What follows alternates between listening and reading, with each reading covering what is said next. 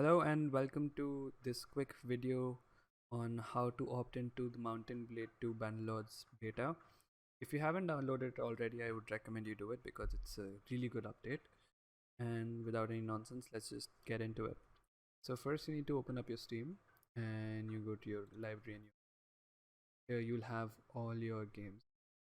Um, so you scroll to your Mountain Blade uh, game. You right click it and go on properties. There's the betas tab. I mean, you can use this for any game with an open beta or a private beta. You go here on betas. You select this from the drop down menu. So this is the beta. I think these are all official release. You do that. Since it's an open beta, you don't have any code, so you just select E1.1.0 and you close it, and then automatically it'll start downloading. I think it's like a 2.3 or 2.7 gigabyte update. It brings a lot of changes, which if you want, we can just go over right now. All right. So, uh, yeah, this update, this beta brings in a lot of changes. I mean, some of them are just stability issue fixes like the crashes and the performance, which is good because a lot of PCs with good graphic cards and decent CPUs are still struggling on large scale battles. This might improve it. There's some translations here, some visual changes and art changes. Again, nothing I need to go into deep details. Uh, Parties participating and no longer moving. Again, just stability issues. UI is just still some visual bug fixes. So you can just go through this, like change the resume game to saved games. And just a little bit, I don't really need to get into too much detail about these. I think the biggest changes here are in the combat AI and especially the character development system. I think that's really huge.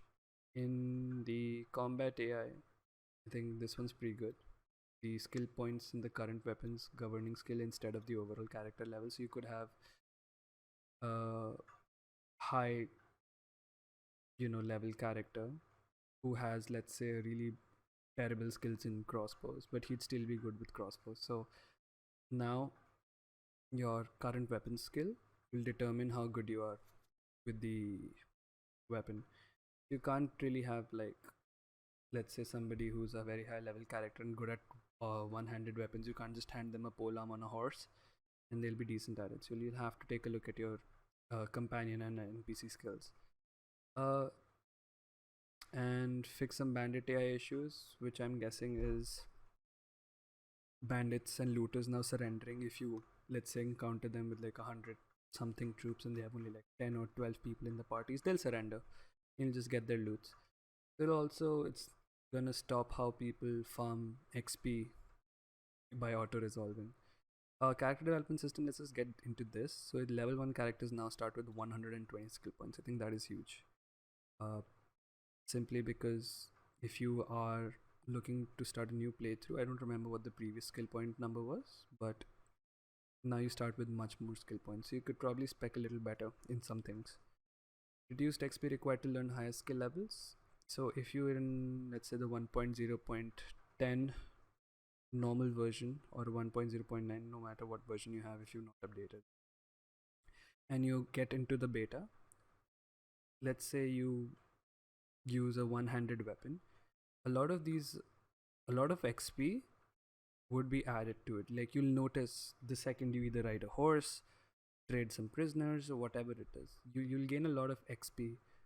And I'm talking like 35, 40 skill points. I moved on the map for maybe like 10 seconds and I gained like 40 skills in riding. So all these XP gains are backdated from your previous version, so you'll gain a lot of skills, and so will your party members. And here it says troops can now upgrade more easily. From recruit troops to elite troops, it's much more easier to upgrade them. So that's good. Reduced wanderer skill outside the main area of expertise, making them easier to level up, like I just said. Wanderer age correlate roughly with the skills, so I'm guessing like older companions have better skill sets and younger companions have worse. Kingdoms and diplomacy. Fixed a bug where fields were regarded to have negative values. Not encountered this. AI proposed a kingdom decision on behalf of the player clan. Never encountered this. Economy and trade is good because now your profits are marked. Perk will work. So if you bought something, let's say you bought grain for 7 silver, 7 gold, whatever the currency is, um, and you go to another town which is accepting to buy it for 13. So now it'll be color coded. So the color codes are green and red. Green means you're making a profit on it, red means you're making a loss on it, and the deeper the color, the more profit it is. So that's good. Range weapon prices have been readjusted. I have not seen this because crossbows are still incredibly expensive to get. Also, I think armors and gauntlet prices have all like armor gear prices have also been readjusted. So there's something to look forward to. Fixed missing items for blacksmith characters in towns. Not really seen this. And yeah, that's basically it. Oh, I've also seen a lot of spy party and family feud missions. I stay clear of family feud missions. Spy party is still decent. I've probably just been successful in like one of them because it's really difficult to find the spy. But I guess that's nice. Multiplayer wise, I haven't played multiplayer at all, so I can't really comment on those. But yeah, if you haven't opted into the beta, I recommend you do so because the size of the update, as you can see, is huge. And if you compare it with, let's say, the stable releases, like 1.0.10 is small, 1.0.9 nothing, like barely anything.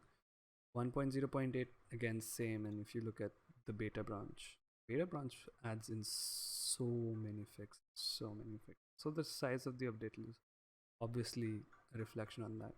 Anyway, uh that's basically it. Thank you for tuning in, and peace.